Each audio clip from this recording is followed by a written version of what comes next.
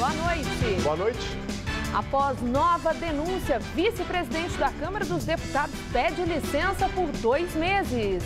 André Vargas, do PT, é suspeito de participar com doleiro de esquema para desviar dinheiro público.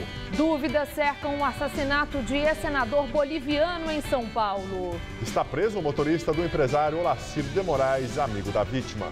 Adolescente famoso por rolezinhos morre após ser agredido em festa. Moradores do Cambuci protestam e tentam impedir mudanças em avenidas. Um passeio gratuito de bicicleta permite conhecer o centro histórico da capital.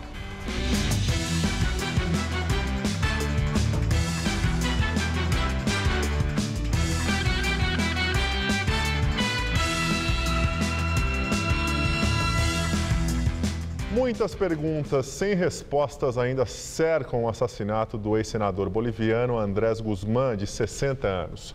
Ele foi morto a tiros na última sexta-feira na Avenida Morumbi, na zona sul de São Paulo, após sair da residência do empresário Olacir de Moraes. O autor dos disparos era funcionário do empresário havia mais de 30 anos. Com ele, a polícia encontrou uma maleta com R$400 mil. O prédio é de luxo. Aqui mora o empresário Olacir de Moraes, que já foi conhecido como Rei da Soja e por seu envolvimento com mulheres bem mais jovens. Foi daqui que o ex-senador boliviano Andrés Guzmán saiu na tarde da última sexta-feira, levando no carro o motorista do empresário Miguel Ferreira. Os dois não chegaram longe. Na Avenida Morumbi, Andrés foi atingido por disparos feitos por Miguel. O carro só parou neste poste. O funcionário de Olacir de Moraes ainda tentou fugir, mas foi preso por policiais que passavam no local. Ele teria confessado o assassinato. Em seu depoimento à polícia, o motorista disse que o ex-senador boliviano extorquia o empresário Olacir de Moraes e que por isso tentou assustá-lo mostrando a arma de fogo. Como a vítima reagiu, ele acabou efetuando os disparos. O motorista foi preso tentando fugir. Com ele, a polícia encontrou uma maleta com quase R$400 mil em dinheiro. O dinheiro seria de uma suposta chantagem que o empresário estaria sofrendo. Andrés Heredia Guzmán falava português e circulava bem entre o meio político e empresarial do país. Era casado com uma brasileira e tinha 2 filhas. Nesta foto, o casal aparece ao lado do empresário Olacir de Moraes. A Rede Globo teve acesso a um contrato que mostra que a viúva de Guzmán era sócia de Olacir de Moraes em uma mineradora. Foi enterrado hoje o corpo do jovem Lucas Lima, um dos organizadores dos chamados rolezinhos em shoppings da capital. Ele tinha 17 anos e morreu no sábado. Amigos dizem que o adolescente foi agredido numa festa. A polícia procura imagens de câmeras de segurança para tentar ajudar na solução do crime. A família contou que Lucas saiu de casa na sexta-feira à noite dizendo que iria a uma festa e que depois dormiria na casa do irmão. Já no sábado à noite, sem notícias, o pai do rapaz começou a percorrer os hospitais e encontrou o filho já sem vida. Amigos disseram que na festa, um baile funk, Lucas se envolveu numa confusão e acabou recebendo uma pancada na cabeça. Ele foi levado para o hospital num carro particular, mas a pessoa que prestou socorro não se identificou. A polícia vai procurar imagens de câmeras de segurança que possam ter captado a placa desse carro. O delegado também pretende interrogar um cabeleireiro que ouviu o relato de um cliente que teria presenciado a briga. Na internet, amigos prestaram homenagem ao jovem, que tinha mais de 56 mil seguidores no Facebook. Lucas era conhecido pelos rolezinhos, que frequentava e ajudava a organizar, segundo ele, para se divertir e conhecer pessoas. No começo do ano, ele foi um dos jovens intimados pela polícia por causa do tumulto no shopping Itaquera. A PM usou bombas de gás e balas de borracha para dispersar os 3 mil jovens que compareceram ao encontro marcado pela internet. Lucas já tinha dito que iria se afastar dos rolezinhos por receio de problemas com a justiça. Moradores e comerciantes do Cambuci tentam impedir que a CET, Companhia de Engenharia de Tráfego, implante mudanças em 2 avenidas do bairro, a Lacerda Franco e a Lins de Vasconcelos. Desde sábado, eles se revezam nas esquinas das vias para impedir a passagem de veículos. A mudança no trânsito deveria começar no sábado, como informam as faixas da CET, mas foi adiada por causa do protesto. Nós somos pacíficos, organizados, nós apenas fazemos isso, chamamos a PM nos ajuda, nós estamos de plantão aqui desde ontem, às 0 horas, que seria a hora que seria implantado. Nós não deixamos pintar as faixas e nós vamos ficar aqui até que o poder público volte atrás e nos apresente uma justificativa dizendo que isso não vai causar dano ao patrimônio da área tombada. Se a mudança for mesmo efetivada, os ônibus que sobem pela Avenida Lins de Vasconcelos começam a passar aqui pela Avenida Lacerda Franco. E, segundo os moradores, isso aumentaria muito o fluxo de veículos numa via predominantemente residencial. Com o aumento do tráfego, viriam também mais poluição e barulho. Os moradores e comerciantes da região tentam, na justiça, impedir a alteração na mão das duas vias. O primeiro prejuízo seria para o comércio. Aqui é um comércio de bairro que depende muito das vagas da rua para que as pessoas venham, façam suas compras e vão embora. Essa é uma rua tombada pelo patrimônio histórico, a qual não suporta o peso dos ônibus que por aqui passariam. Então, pode acarretar em solapamento de vias. A Avenida Lins de Vasconcelos, que hoje funciona nos dois sentidos, passaria a operar no sentido único na direção do Cambuci, da rua Basílio da Cunha até a Albuquerque Maranhão. Já a Avenida Lacerda Franco passaria a ter sentido único em direção à Vila Mariana, entre a Albuquerque Maranhão e a rua Heitor Peixoto. Nesta mesma avenida seria criada a faixa exclusiva de ônibus. Um trecho que, segundo os moradores, é considerado de proteção histórica, já que está ao lado do Parque da Aclimação, tombado por órgãos de defesa dos patrimônios histórico e artístico, o CONDEFAT e o CONPRESP, e não poderia ser alterado.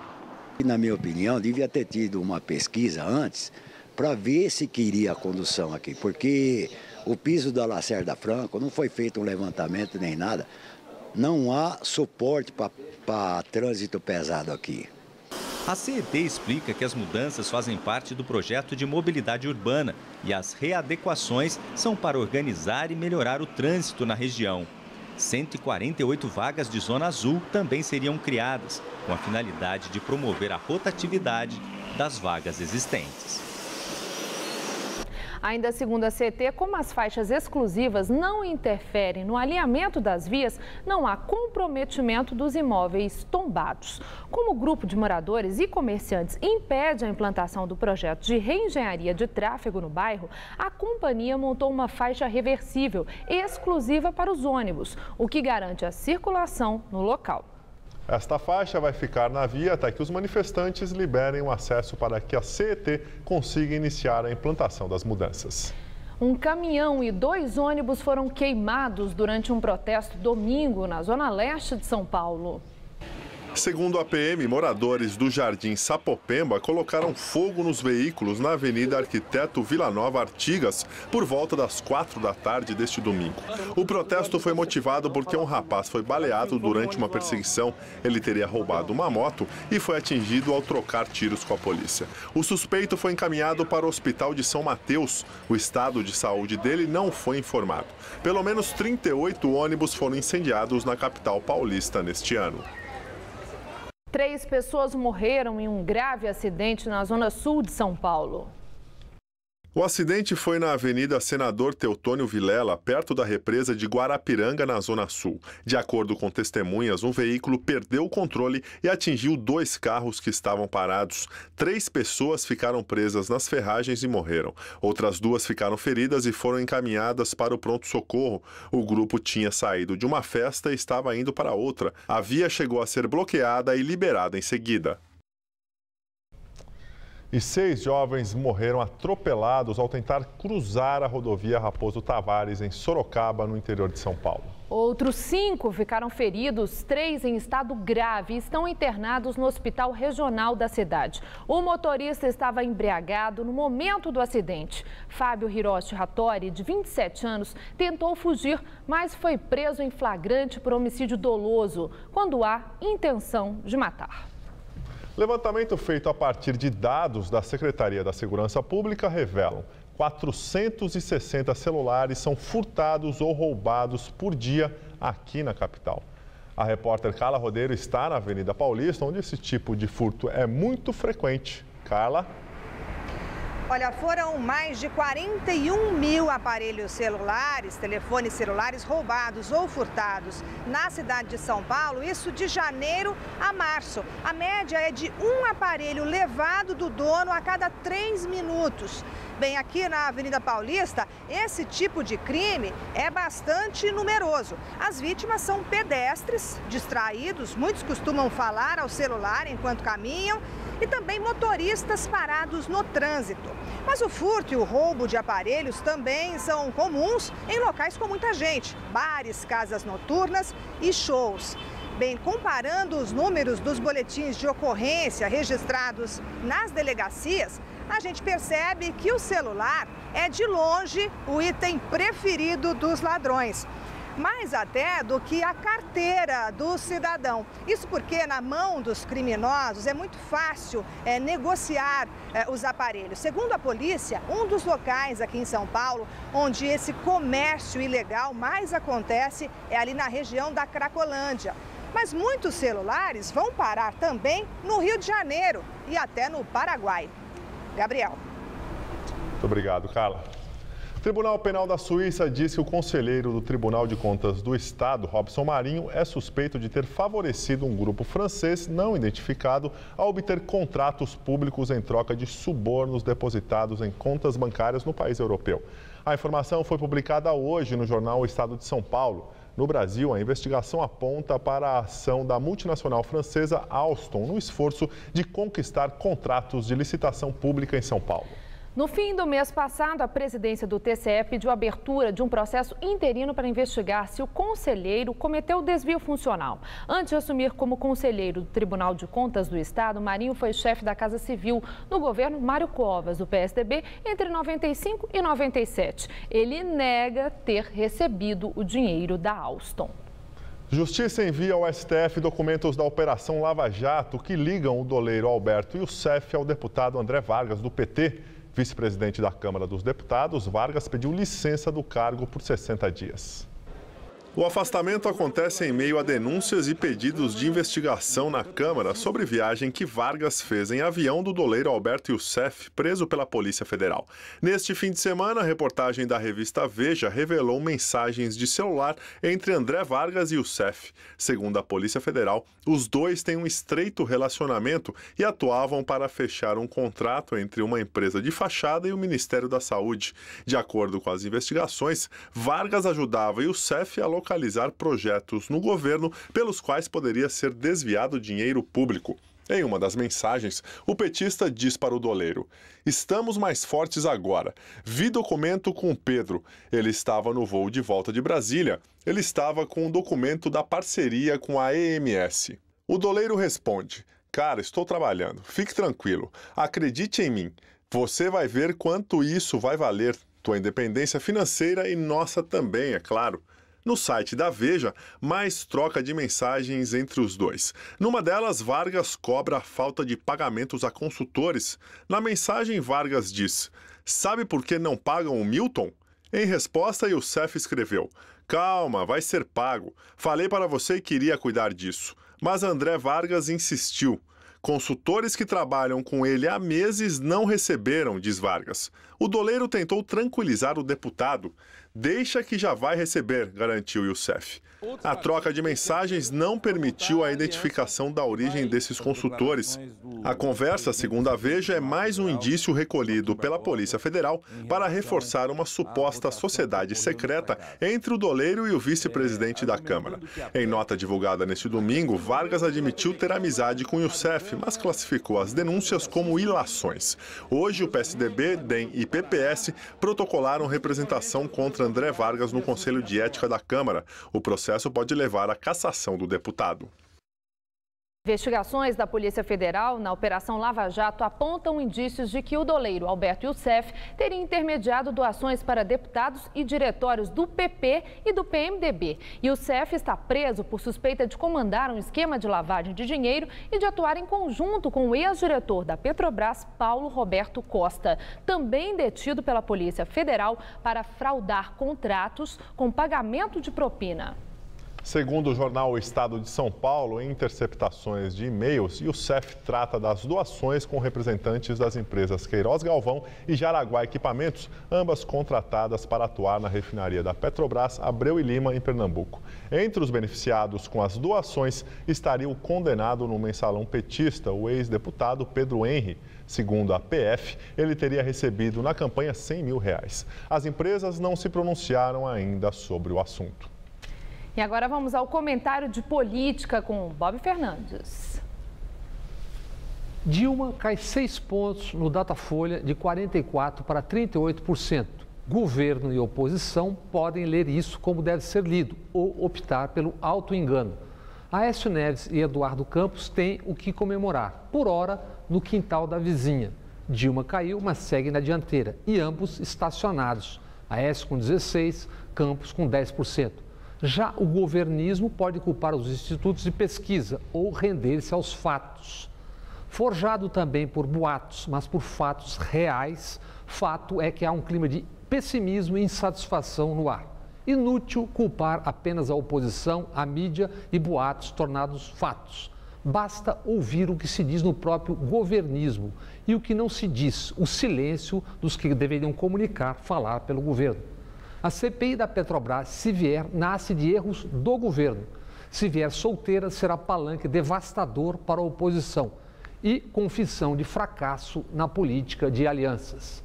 Se a CPI vier ampliada, cabe a questão. O escândalo tucano no metrô de São Paulo é tema, sim, para a CPI. Por que não foi criada antes por um governo que tem maioria? Idem quanto ao porto de Suape, no Pernambuco, de Eduardo Campos. Se há o que investigar, por que não investigaram até agora? Se cobram tanto os negócios das privatizações, por que não investigaram o da Telebrás e seus 22 bilhões? Por que não a compra de votos para a emenda da reeleição de FHC? Estocar escândalos alheios à espera de oportunidade e da prescrição? Imaginar que em troca teriam complacência? Espernear só quando a mídia vai além ou fica aquém dos fatos? Esqueceram que o governo Sarney-ACM deu mais de 1.000 concessões de rádio e TV para comprar o quinto ano? E que isso ainda é uma poderosa máquina de poder? Basta superpor mapas. País afora, clãs políticos intermináveis e impérios midiáticos têm o mesmo CEP, quando não CPF. Sistema esse com capilaridade em cada região e que serve aos seus donos e interesses antes de servir ao presidente do turno. A CM deu concessões de rádio e TV para aliados. Em entrevista, diante de provas documentais inequívocas, me disse: a oposição não quis, eu dei para os meus amigos. Sérgio Mota quis desmontar esse sistema. Na sexta versão, obrigado, engavetou o projeto que queria ver em debate no Congresso. Isso na era FHC. Depois vieram Lula e Dilma. Ao chegar ao poder, imaginaram que seriam aceitos como membros e sócios desse seleto clube? Há erros de estratégia, erros políticos. E há o inaceitável, personificado agora nesse André Vargas. Vice-presidente da Câmara, o petista Vargas voou sem pagar no jatinho do doleiro, Youssef. E com ele trocava frases do gênero: tua independência financeira é nossa também, é claro. Quando se erra muito no futebol, a bola pune, se costuma dizer. Na política, quem pune erros sucessivos é o eleitor, que já está mandando os seus avisos. Boa noite. O governador de São Paulo, Geraldo Alckmin, dá ao PSC, partido do deputado Marco Feliciano, o segundo cargo mais importante da Secretaria de Justiça e Defesa da Cidadania. Gilberto Nascimento Júnior, filho do presidente estadual do partido, foi nomeado secretário adjunto da pasta. A secretaria é responsável pelas políticas de direitos humanos, como a valorização de minorias e diversidade sexual. O objetivo do Palácio dos Bandeirantes é ter o PSC no arco de alianças para a campanha à reeleição de Alckmin. No ano passado, Feliciano presidiu na Câmara dos Deputados a Comissão de Direitos Humanos. A presença dele na chefia do colegiado desencadeou uma série de protestos. O Hora do Voto de hoje recebe o presidente estadual do PT, Emílio de Souza. Na entrevista à jornalista Maria Lídia Flandoli, Emílio de Souza, ex-prefeito de Osasco, na Grande São Paulo, falou da pré-campanha do petista Alexandre Padilha ao governo de São Paulo e negou ainda um possível acordo de não agressão na campanha eleitoral entre Padilha e Paulo Scaff, do PMDB, também pré-candidato ao Palácio dos Bandeirantes. Não tem nenhum nível de acordo com o Paulo Scaff, nós o respeitamos, ele é parte da nossa base aliada do PMDB, é parte da base aliada da presidenta Dilma, como o Kassab também é e vai ser candidato. Evidente que aqui as coisas estão centradas em torno do governo do estado, porque é ele que está no poder há 20 anos, é o PSDB. O Hora do Voto começa logo mais às 11h30 da noite. Conhecer São Paulo pedalando. Esta é a proposta do Bike Tour SP, que oferece um passeio por ruas do centro da capital.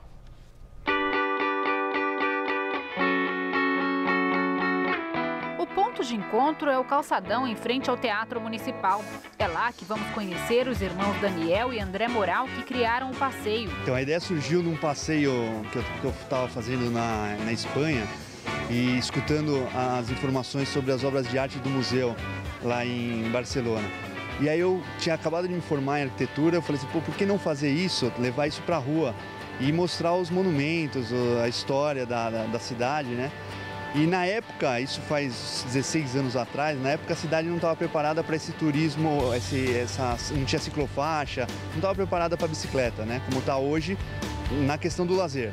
Esse aqui é meu grupo, são 8 pessoas, 8 bike turistas, mais os monitores.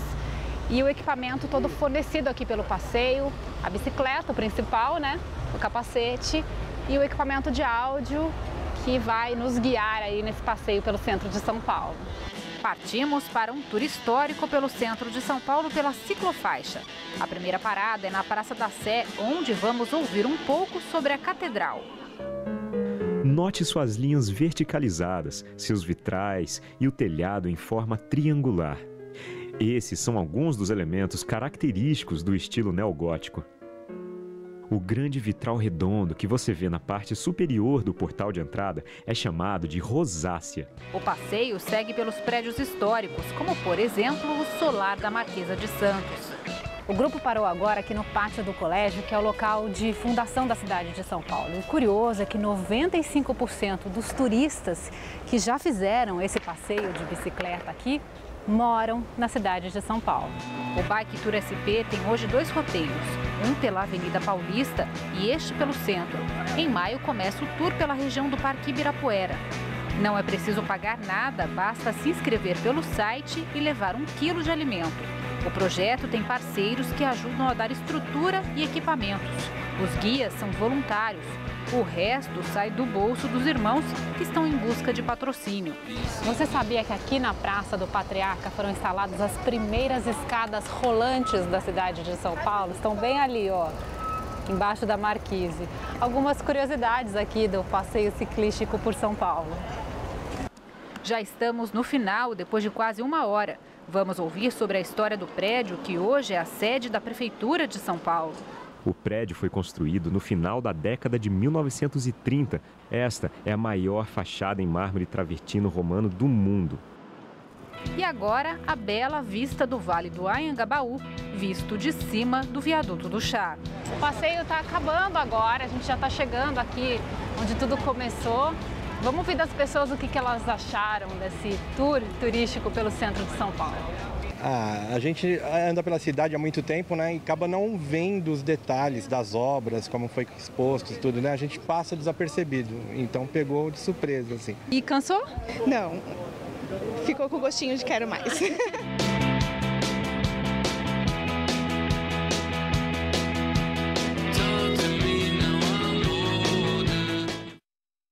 Os passeios do Bike Tour SP acontecem sempre aos domingos. As inscrições são gratuitas e podem ser feitas pelo site biketoursp.com.br.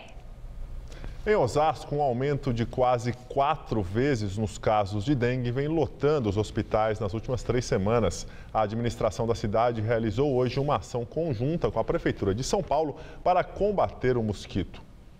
Os agentes foram em busca de focos com água limpa parada, onde o mosquito se reproduz. A cidade de Osasco é divisa com a zona oeste da capital paulista, onde foram registrados o maior número de casos de dengue este ano.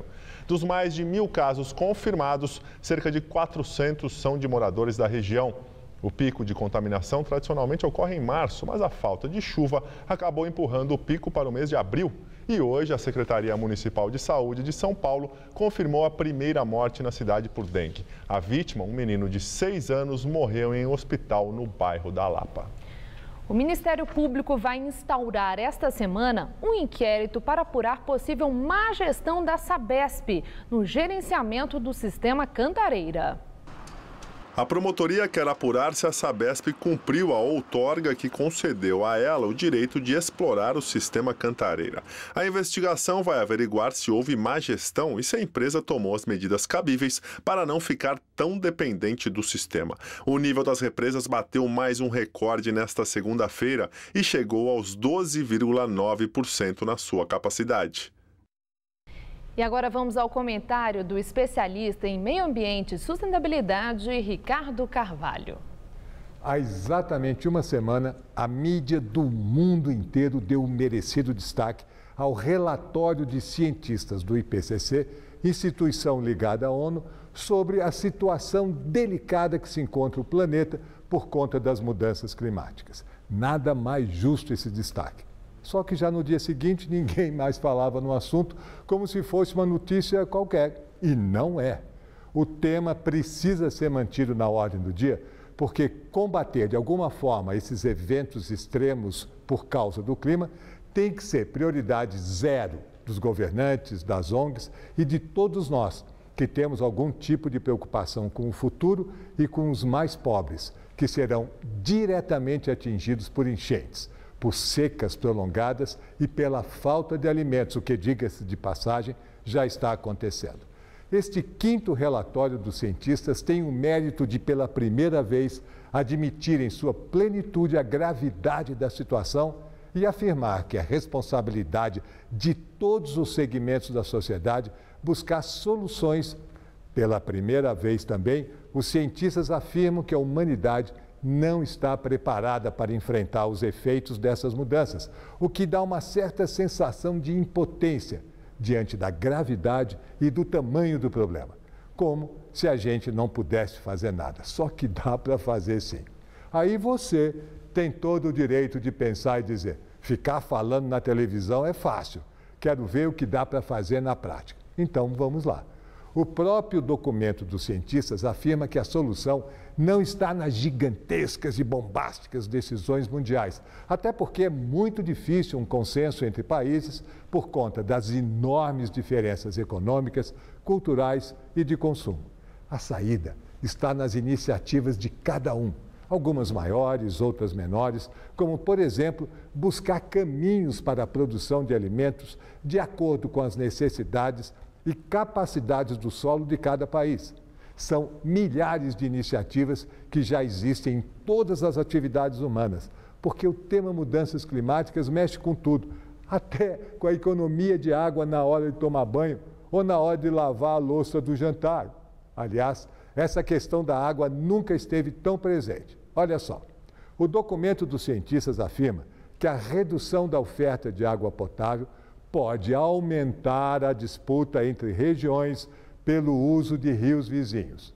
É ou não é o que já está acontecendo entre Rio de Janeiro e São Paulo, com a disputa pelo uso da água do Rio Paraíba do Sul para abastecer o sistema Cantareira? E será que a gente, numa primeira atitude prática, não poderia, como cidadãos e eleitores, já que nesse ano tem eleição, fazer algum tipo de pressão para que os governos cheguem a um acordo? Pode ser um bom começo. Quer continuar a conversar sobre o assunto? Mande um e-mail para sustentabilidade@tvgazeta.com.br que eu vou ter o prazer de responder. Boa noite. E a semana começou com tempo seco tomando conta da Grande São Paulo. A umidade relativa do ar caiu, chegando próximo aos 20%, o que já é considerado estado de alerta pela Organização Mundial da Saúde. E segundo os meteorologistas, só deve voltar a chover por aqui a partir de quarta-feira. Enquanto isso, o ar seco predomina. Mariana Armentano trazem detalhes da previsão para o Brasil e o estado de São Paulo. Pode até fazer friozinho nessa madrugada aqui em São Paulo, mas a terça-feira promete ser ensolarada e sem nenhuma gota de chuva. A explicação é uma grande massa de ar seco que tomou conta de quase todo o sudeste do país. Em compensação, no sul do Brasil, o dia será de chuvas. Como dá para ver no mapa, há risco de temporais amanhã, principalmente para os gaúchos. Nas demais áreas da região, o sol predomina e se chover será de forma passageira e a partir da tarde. No nordeste do Brasil, as áreas de instabilidade continuam em atuação e há previsão de chuvas fortes em todos os estados nordestinos. O tempo só fica firme ali no sul da Bahia. A máxima amanhã vai aos 31 graus. Em Salvador, aos 32 em Vitória, no Espírito Santo, e aos 33 graus em Porto Alegre. Agora o detalhe para o estado de São Paulo, que continua sob a influência de uma massa de ar seco. A temperatura fica elevada e faz bastante sol em todas as regiões. Pode chover à tarde no norte e oeste do estado por causa do calor. A máxima chega aos 33 graus em Presidente Prudente e aos 35 em Votuporanga. Na praia, os termômetros chegam à marca dos 31 graus. E aqui na Grande São Paulo, a terça-feira será bem parecida com o dia de hoje. Pode haver névoa de manhãzinha, mas o sol logo aparece e esquenta. Nessa madrugada, mínima de 19, máxima amanhã de 30 graus. A partir do meio da semana, voltam as condições de chuva, máxima de 31 na quarta e de 29 graus na quinta-feira. Eu volto daqui a pouco no Jornal da Gazeta, edição das 10.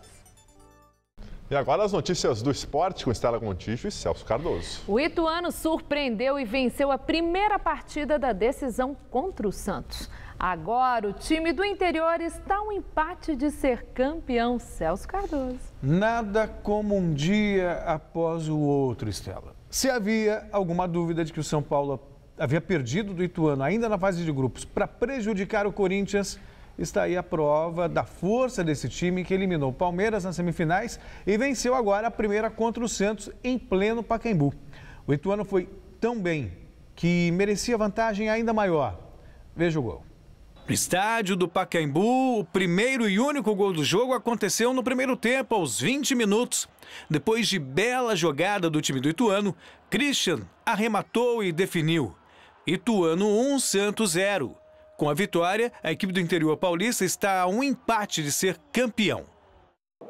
Eu reconheço os méritos do Ituano, a gente já tinha visto, não foi novidade para ninguém.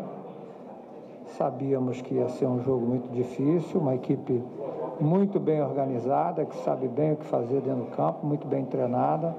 Eu não acredito que a gente vá, como se diz na gíria, dar esse mole 2 vezes seguidas. Por isso eu estou muito tranquilo, eu sei a responsabilidade, eu sei que é difícil, o time do Ituano demonstrou ao longo do campeonato que é um time muito difícil de ser batido, mas é um obstáculo que nós temos que vencer e acho que nós temos todas as condições de vencer. Celso, falamos aqui no Jornal da Gazeta sobre o favoritismo do Palmeiras, do Santos, mas tudo caiu por terra, né? O Ituano emplacou uma boa partida ontem. E não bastasse estar jogando bem, o Santos jogou muito mal. Eu há muito tempo não vi o Santos jogar tão mal. Não imagino que continue jogando mal na decisão. Ainda dá para o Santos, pelo menos uma vitória por um gol e decisão por pênaltis. O Santos ainda é favorito. Mas isso é que é bom no futebol, muita emoção. E emoção de sobra também no último grande prêmio de Fórmula 1. No GP do Bahrein foi uma corrida como há muito tempo não se via. Cheia de ultrapassagens e disputas entre pilotos da mesma equipe. Hamilton venceu mais uma vez. A corrida de número 900 da história da Fórmula 1 começou muito bem para o brasileiro Felipe Massa. Uma largada espetacular, pulando do 7º para o 3º lugar. Na frente, Lewis Hamilton largou em segundo, mas aproveitou a brecha e passou o companheiro Nico Rosberg para assumir a ponta. O domínio das Mercedes era evidente. No entanto, os carros da Force India surpreenderam. Sérgio Pérez e Nico Hülkenberg fizeram boas ultrapassagens e não se desgrudaram do pelotão da frente em nenhum momento. Aí, na 19ª volta, começou a briga particular entre Hamilton e Rosberg. uma daquelas disputas dignas da época de ouro da Fórmula 1. O finlandês reassumiu a ponta, mas na mesma volta o britânico deu o troco.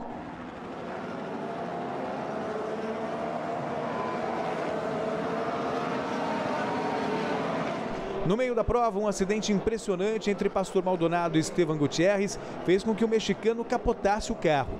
Felizmente, nada aconteceu com o piloto, que saiu ileso do cockpit da Sauber. A entrada do safety car na pista reaproximou os carros e a briga pela primeira posição ficou ainda mais intensa.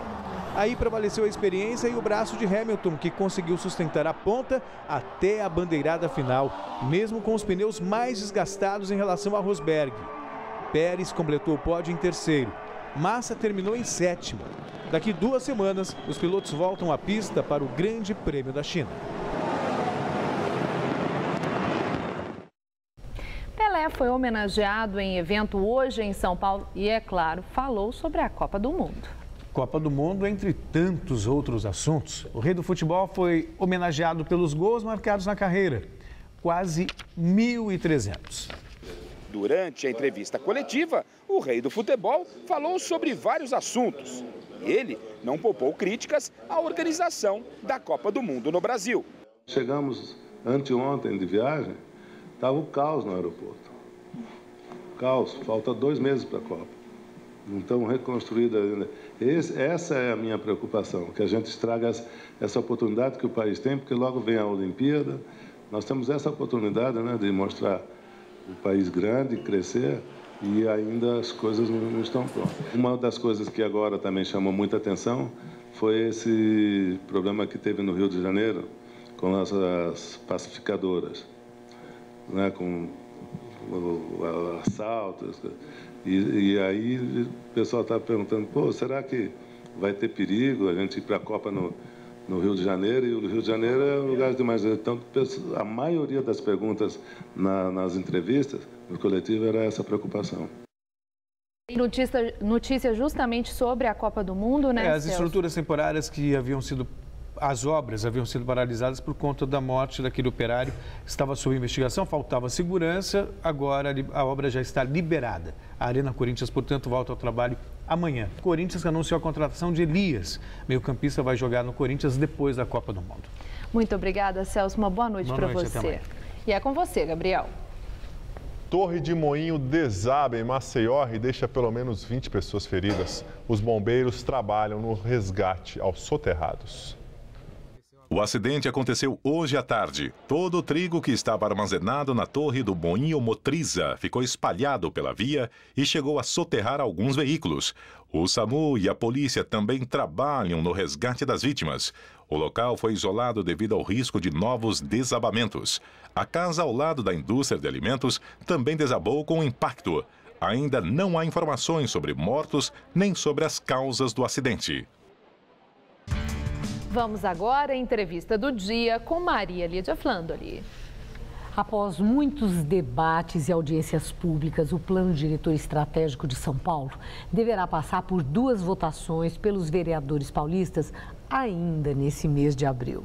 Nosso convidado é o vereador eleito pelo PT, Nabil Bonduque, relator do projeto de lei de revisão do plano diretor em tramitação na Câmara Municipal de São Paulo. Vereador, obrigada por estar conosco. Eu quero começar mostrando, muito interessante esse trabalho que vocês fizeram para conhecer o substitutivo do plano diretor estratégico de São Paulo.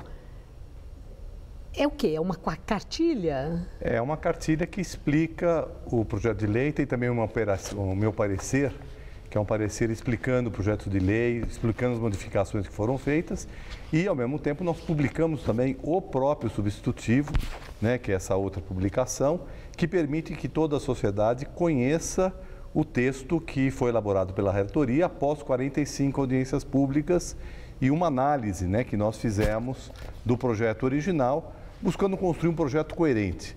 E esse substitutivo foi objeto de um debate grande nesse fim de semana no AMB, tiveram presente mais de 800 pessoas, reunimos de manhã na plenária, à tarde em 8 grupos de trabalho, cada grupo de trabalho com um tema.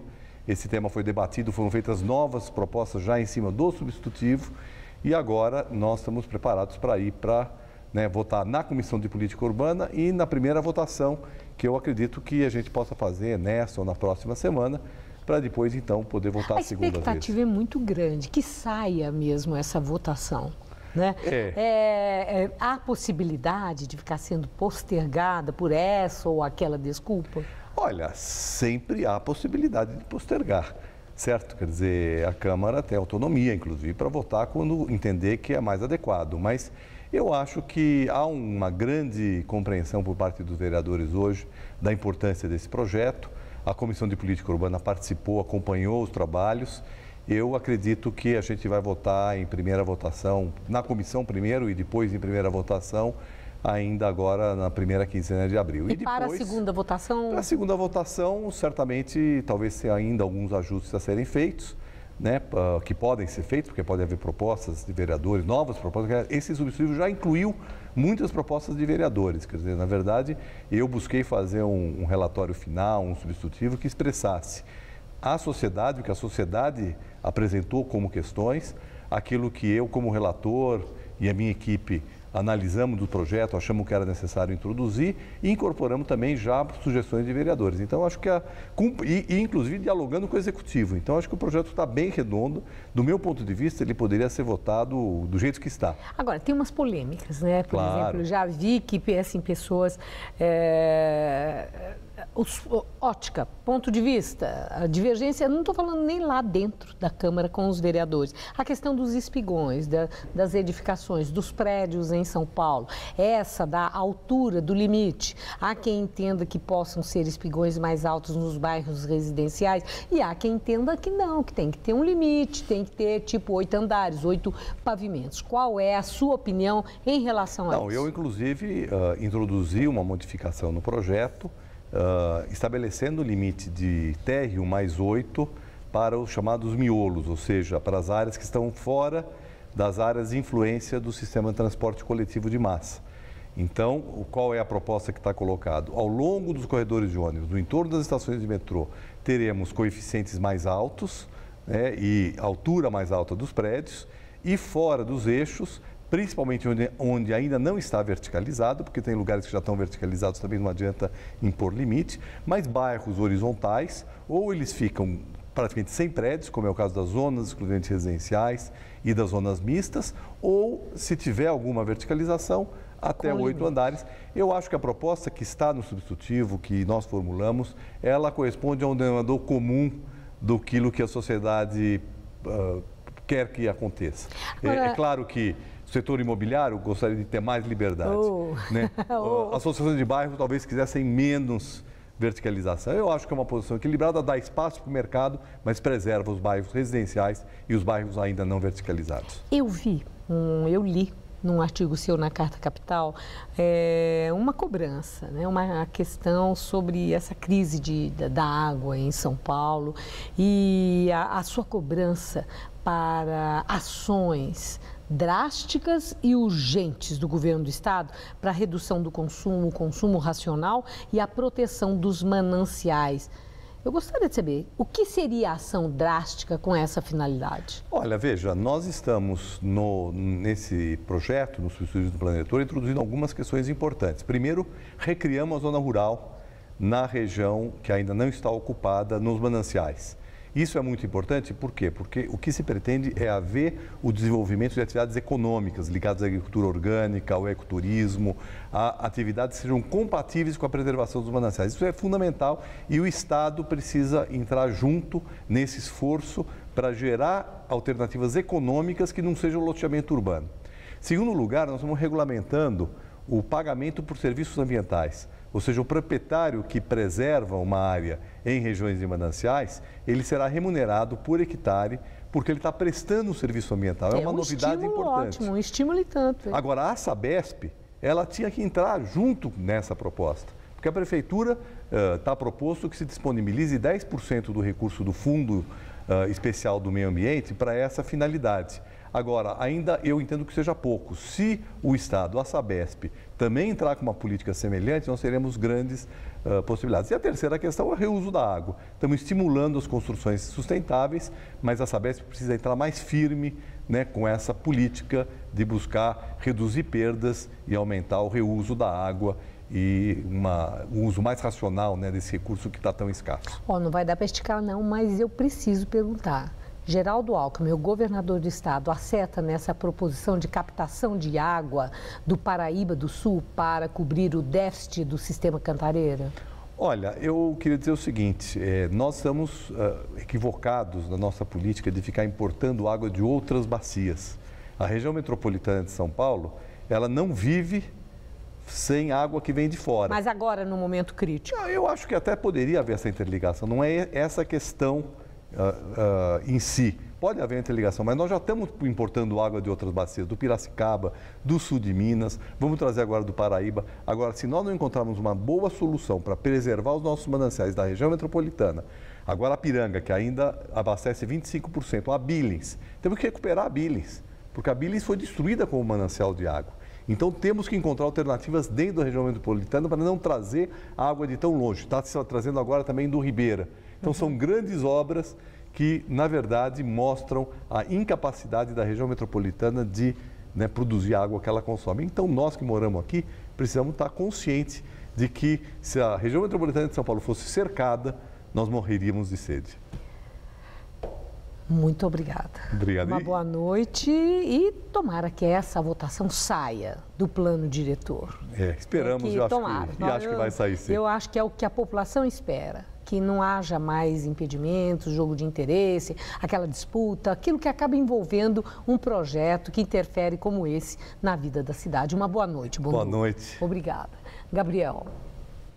Hoje o mundo relembra os 20 anos do genocídio que atingiu Ruanda. Eventos marcaram o dia, mas a França foi excluída das celebrações. Uma cerimônia aconteceu em um estágio em Kigali. Estiveram presentes o secretário-geral da ONU, Ban Ki-moon, além de presidentes e oficiais vindos de várias partes do território africano e do Ocidente.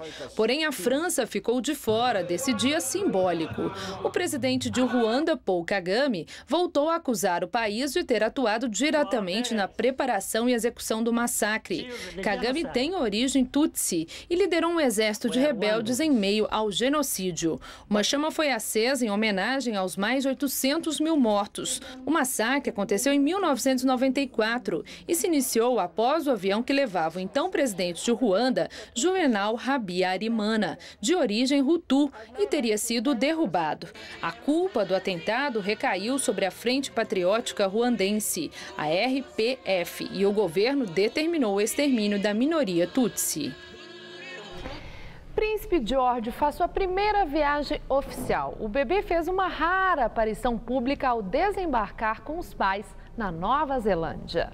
O príncipe George, terceiro na linha de sucessão da coroa britânica, desembarcou hoje na Nova Zelândia, destino de sua primeira viagem oficial. O bebê de 8 meses estava acompanhado de seus pais, William e Kate. A família deve passar 3 semanas entre a Nova Zelândia e a Austrália. O bebê, que vinha sendo preservado pela família real, participará de poucos eventos durante a viagem oficial.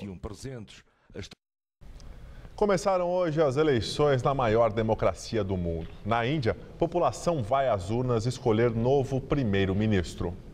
Os resultados só serão divulgados no dia 16 de maio, após uma longa maratona eleitoral. A primeira fase do processo começou nos estados de Assam e Tripura, que ficam no nordeste do país. Vão votar mais de 814 milhões de indianos. Os principais candidatos nesta disputa são Narendra Modi, do Partido do Povo Indiano, que lidera as pesquisas, e Rahul Gandhi, do Partido do Congresso, que governa o país há mais de uma década.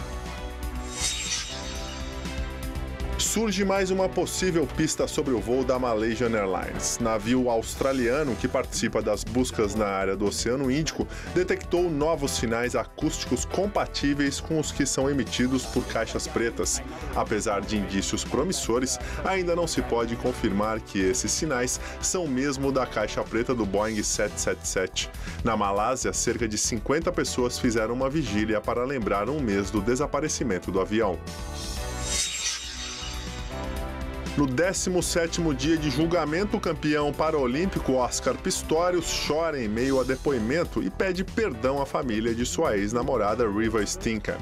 I'd like to apologize and say that there's not a moment and there hasn't been a moment. O atleta alega que confundiu a namorada com um bandido e que por isso atirou. Já a promotoria trabalha com a tese de que o crime foi premeditado.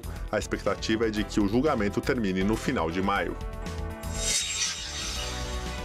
Papa Francisco encerra especulações e aprova a manutenção do Banco do Vaticano. Segundo o comunicado, a instituição continuará a fornecer serviços financeiros para a Igreja Católica com prudência e transparência. O banco esteve envolvido em escândalos de lavagem de dinheiro. O Jornal da Gazeta termina aqui. A edição de hoje pode ser vista daqui a pouco no site youtube.com/Jornal da Gazeta. Uma excelente noite para você. Eu volto daqui a pouco no Jornal da Gazeta, edição das 10. E nós voltaremos amanhã, às 19 horas. Uma boa noite e até amanhã.